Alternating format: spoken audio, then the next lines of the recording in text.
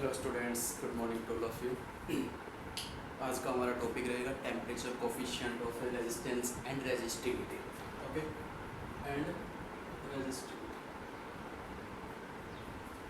कल मैंने previous lecture में थोड़ा सा रिकॉल कर लेते हैं। वहाँ पे मैंने आपको बताया था कि रेजिस्टेंस और रेजिस्टिविटी पर टेम्परेचर का क्या अफेक्ट पड़ता है अलग अलग मटेरियल के केस में। कंडक्टर हो गया या सेमी कंडक्टर या अलॉय हमने लिए थे। तो कल हमने थ्योरेटिकल पोर्शन किया था, आज हम करेंगे मैथमेटिकल पोर्शन। और मैथमेटिकल पोर्शन में इसको क्या बोला जाता है? Temperature coefficient of resistance and resistivity. तो इसको ध्यान से देखना क्योंकि न्यूमेरिकल पूछे जाते हैं शायद इसके ऊपर, ठीक है। कई बार पूछ लेते हैं न्यूमेरिकल। तो देखिए, टेम्परेचर कोफिशिएंट ऑफ रेजिस्टेंस में हमने क्या किया कि एक वायर ले लिया। मैं जस्ट आपको समझाने की कोशिश कर रहा हूँ कि एक वायर लिया आपने और उस कोई एक्सपेरिमेंट आप कर रहे हो और उस एक्सपेरिमेंट में आपने एक वायर लिया और उस वायर का टेम्परेचर T है, ठीक है। Temperature of wire, initially temperature of wire ऐसे लिख सकते हो, initially temperature of wire T। फिर आपने उसका टेम्परेचर इंक्रीज किया, आपने उसको हीट किया या उसमें से करंट फ्लो करवाया, कुछ भी करके उसका टेम्परेचर को आपने इंक्रीज किया। आफ्टर इंक्रीज इन टेम्परेचर उसका टेम्परेचर थोड़ा सा इंक्रीज हो गया है, ठीक है। ये पहले वायर का टेम्परेचर T था, फिर वायर का टेम्परेचर T प्लस dt हो गया हीट करने पे या करंट फ्लो करवाने पे, जो भी कुछ है उसका टेम्परेचर हमने बढ़ा दिया। अब ध्यान से देखना, जब उसका टेम्परेचर T था उसी वक्त initial temperature T, then resistance R, ये मान लिया हमने इनिशियल रेजिस्टेंस, ठीक है। और जैसे ही टेम्परेचर ये हो गया वायर का, उस समय रेजिस्टेंस मैंने क्या मान लिया? RF, final resistance. क्या मान लिया? Final resistance.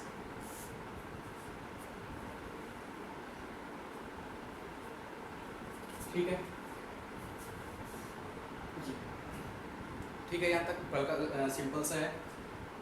एक बार फिर से देख लीजिए, जब टेम्परेचर T था तो रेजिस्टेंस था R0। जब टेम्परेचर थोड़ा सा बढ़ गया तो रेजिस्टेंस भी हम इस तरीके से इसको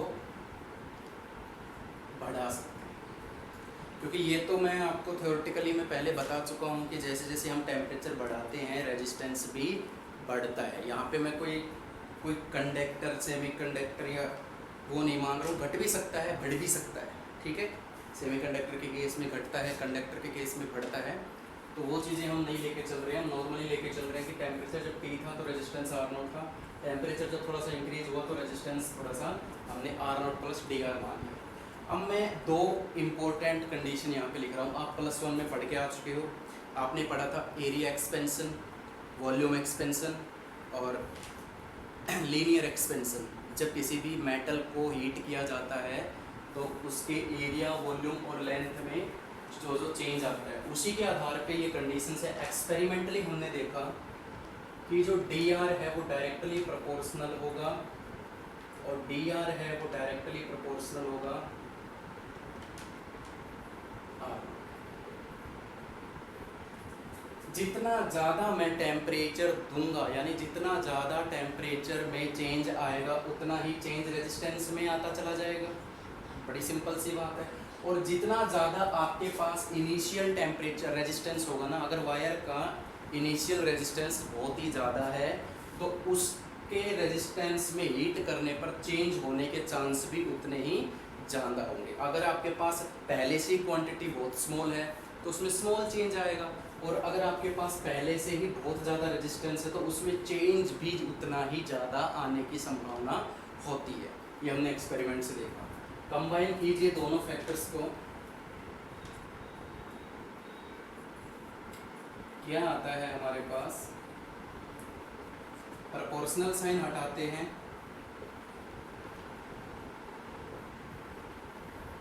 alpha, alpha is the coefficient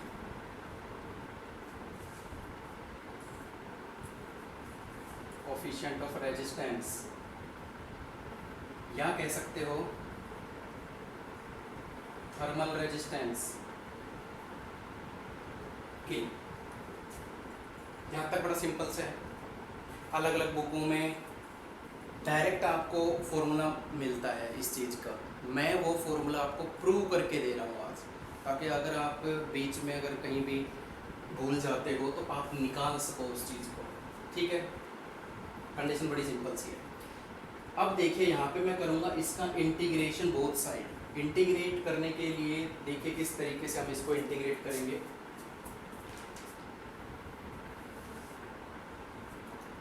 integrate दिया, integrate alpha R naught dt। Limit देखिए, लिमिट होती है इनिशियल टू फाइनल। रेजिस्टेंस की लिमिट है, स्टार्टिंग में रेजिस्टेंस हमारा आर नॉट था और हमने फाइनल को मान लिया आर एफ। समझ रहे हो मेरी बात? इनिशियल रेजिस्टेंस और फाइनल को मैंने मान लिया आर एफ। ठीक है, ऐसे ही यहाँ पर जो जो कांस्टेंट है उसको मैं बाहर ले लेता हूँ। देखिए अल्फा कांस्टेंट होता है 99% के केस में, 99% केस में अल्फा हर बार हम क्या मानते हैं, कांस्टेंट ही लेके चलते हैं। आर नॉट स्टार्टिंग का जो टेम्परेचर होता है वो इनिशियल वो फिक्स होता है, वो बाहर ले लिया हमने। तो क्या आया, इसको मैं ऐसे लिख सकता हूँ आर नॉट से R F D R, alpha R naught बाहर आ गया डी टी, टेम्परेचर।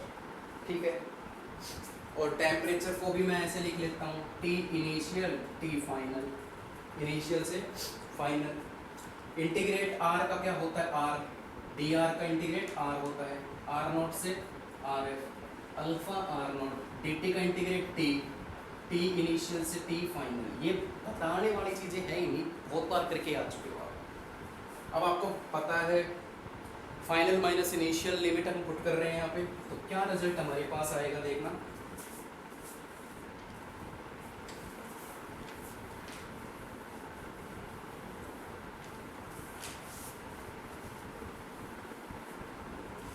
देखिए क्या रिजल्ट आता है हमारे पास, R F R naught is equal to alpha R naught T F T I. बड़ा सिंपल सा है। ठीक है, तो हम क्या करेंगे, आर एफ आर नॉट को मैं उधर ले जाऊँ, प्लस बन जाएगा R naught T F minus T I. बड़ा सिंपल है, आर नॉट मैं कॉमन ले रहा हूँ यहाँ से, 1 plus alpha T F T I. बड़ा सिंपल से स्टेप चल रहे हैं, कुछ नहीं किया, माइनस आर नॉट को उधर ले गए, प्लस बन गया आर नॉट, और इस पूरी टर्म में से, इस पूरी टर्म में से और आर नॉट कॉमन आ गया, इसकी जगह 1 बच गया और इसमें से ये हमारे पास रिमेनिंग केस आ गया। तो इसको मैं ऐसे लिख सकता हूँ R F R naught 1 plus alpha. ये क्या है, final temperature minus initial temperature, change in temperature del T. ये फॉर्मूला आपको बुक में डायरेक्ट मिलता है, R F is equal to R naught 1 plus alpha del T. और ये आया कहाँ से है, ये मैं प्रूव करवा चुका हूँ। इस तरीके से ये किए जाते हैं, भूल मत जाना, सारी चीज़ें मालूम होनी चाहिए। ये फाइनल रेजिस्टेंस है हीट करने के बाद का, ये हीट करने से पहले का रेजिस्टेंस है, initial resistance. Alpha is the temperature coefficient और thermal resistance del T is the change in temperature, यानी फाइनल माइनस इनिशियल। तो ये सारी कंडीशंस आपको मालूम होनी चाहिए। इसके बाद देखो, आप यहाँ से अल्फा का फॉर्मूला निकाल सकते हो ना, आप यहाँ से अल्फा का फॉर्मूला इजीली निकाल सकते हो। देखिए किस तरीके से अल्फा का फॉर्मूला निकालोगे आप यहाँ पे, बताओ। वैसे तो वहाँ से भी निकाल सकते हो, आपकी मर्जी है, कैसे भी आप इसको सोल्व करके यहाँ से अल्फा निकाल के दिखाओ। यहाँ से इसको करोगे, मल्टीप्लाई करवाओगे, बहुत झंझट हो जाएगा। आप यहाँ से सीधा निकाल सकते हो। ये देखो अल्फा हो जाएगा R F minus R naught, और ये पूरी टर्म क्या है, डेल टी नीचे चला जाएगा। ये फॉर्मूला बनता है, ठीक है, final resistance minus initial resistance into change in temperature is known as coefficient thermal resistance. ठीक है, टेम्परेचर कोफिशिएंट कह लो या कोफिशिएंट ऑफ थर्मल रेजिस्टेंस। तो ये मैथमेटिकली फॉर्मूला आता है हमारे पास। अब इसको हम अप्लाई करेंगे कंडक्टर, सेमीकंडक्टर और अलॉय के केस में।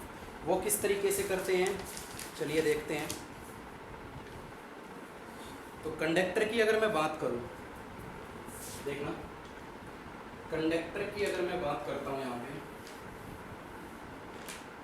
वही से समझ में आ जाएगा, कोई दिक्कत नहीं।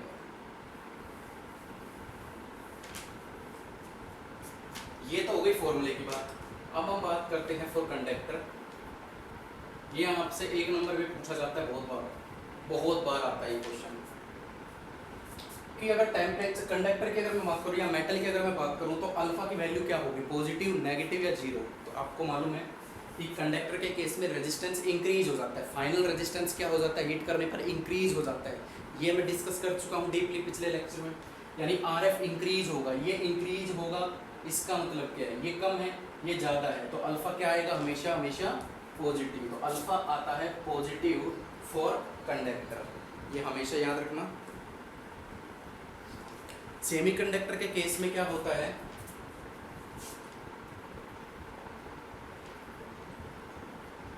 सेमीकंडक्टर के केस में क्या होता है, सेमीकंडक्टर के केस में आपको मालूम है कि टेम्परेचर इंक्रीज करने पे रेजिस्टेंस डिक्रीज होता है। यानी इनिशियल रेजिस्टेंस ज़्यादा होता है और बाद में हीट करने पर उसका रेजिस्टेंस डिक्रीज हो जाता है। यानी मैं ये कह सकता हूँ, और जब R0 is greater than RF है तो अल्फा क्या आएगा, मालूम है आपको, नेगेटिव। क्या आएगा, नेगेटिव रिजल्ट हमारे पास आएगा। तो याद रखना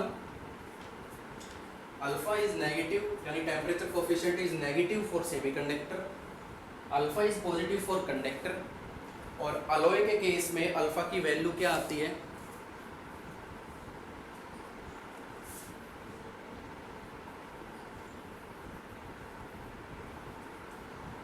अलॉय जब मैंने करवाया था निक्रोम, कॉन्स्टेंटन, मैंगनीन, ये जो हीटिंग एलिमेंट जो वायर्स ली थी हमने, एलिमेंट लिए थे, इनको अलॉय बोला जाता है। मेनली उन्हीं को एग्जांपल हम लेके चलते हैं अलॉय में। तो अलॉय के केस में मैंने ये बोला था कि रेजिस्टेंस और रेजिस्टिविटी पर इतना फर्क नहीं पड़ता, यानी इनिशियल रेजिस्टेंस और फाइनल रेजिस्टेंस पर टेम्परेचर इंक्रीज करने पे नेग्लिजिबल अफेक्ट पड़ता है, यानी दोनों बराबर होने चाहिए। जैसे ही दोनों बराबर होंगे क्या हो जाएगा, cancel out, zero zero upon something zero, तो हम कह सकते हैं नियरली जीरो। तो अलॉय के केस में टेम्परेचर कोफिशिएंट क्या आता है, जीरो आता है, nearly zero, not exactly zero, क्योंकि टेम्परेचर और रेजिस्टेंस और रेजिस्टिविटी बढ़ते जरूर हैं अलॉय के केस में, बट ना के बराबर, नेग्लिजिबल। तो उसी केस में हम कह सकते हैं कि अल्फा जीरो तो होगा बट नेग्लिजिबल जीरो, बिल्कुल उसके पास होगा। ठीक है, तो ये बड़ा ही सिंपल काम था हमारा ये। अब कुछ एक न्यूमेरिकल करते हैं इनके ऊपर।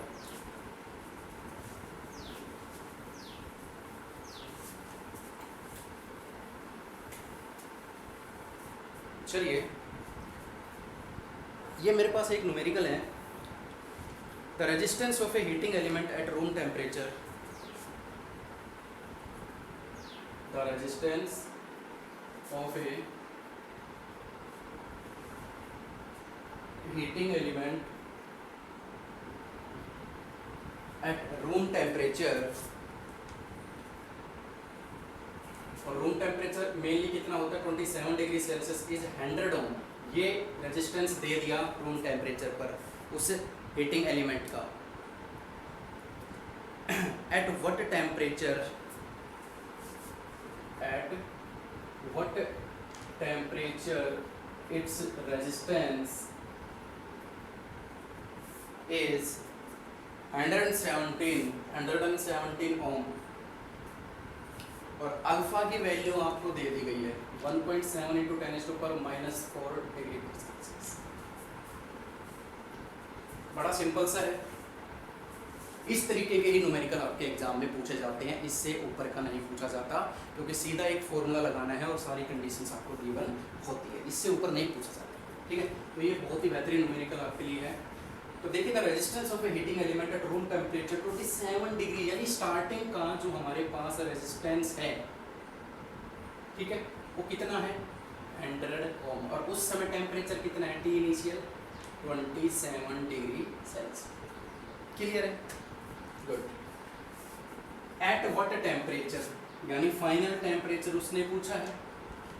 रेजिस्टेंस इज यानी आर एफ कितना है 117 और अल्फा कितना दे दिया 1.7 × 10⁻⁻⁴ डिग्री पर डिग्री सेल्सियस।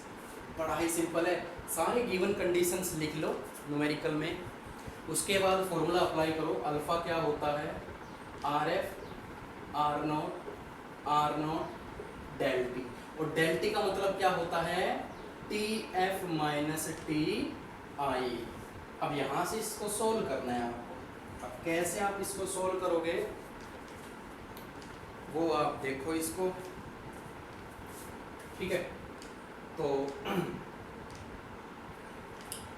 हमारे पास आर एफ भी है, ये भी है, अल्फा भी है, हमें टी एफ चाहिए ना। तो बच्चों इसको आप अपने तरीके से सोल्व कर सकते हो, ठीक है।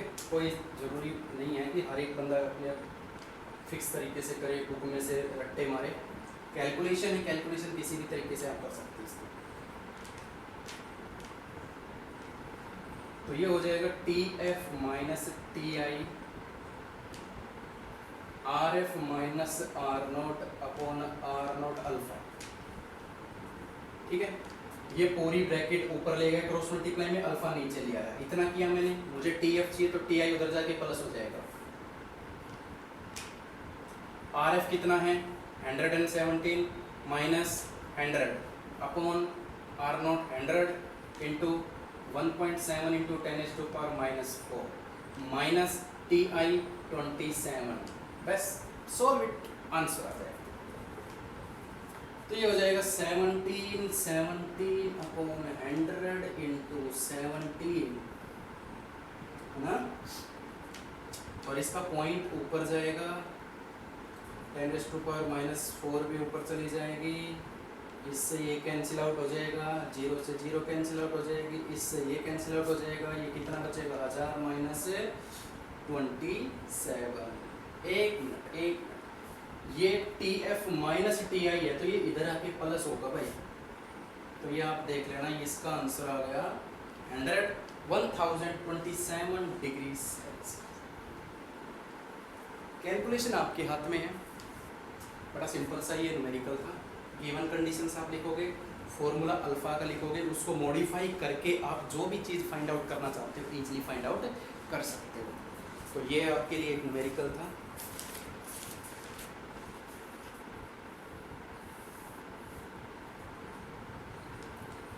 तो इस तरीके के न्यूमेरिकल पूछे जाते हैं मेनली, ठीक है। आई होप रेजिस्टेंस, रेजिस्टिविटी और टेम्परेचर का उनके ऊपर क्या क्या अफेक्ट पड़ता है थ्योरेटिकली और मैथमेटिकली तरीके से, ये तीनों वीडियो आप एक साथ देखना। रेजिस्टेंस और रेजिस्टिविटी का कंसेप्ट क्लियर करो पहले, उसके बाद देखो कि टेम्परेचर इंक्रीज करने पर इन दोनों पर क्या अफेक्ट पड़ता है, फिर आप देखो कि मैथमेटिकली क्या अफेक्ट पड़ता है जिसको हम टेम्परेचर कोफिशिएंट मानते हैं। तो ये तीनों लेक्चर बहुत ही बढ़िया तरीके से मैंने आपको करवाए हैं, कंसेप्ट आई थिंक क्लियर हो गया होगा, तो इसको कीजिए आप, ठीक है।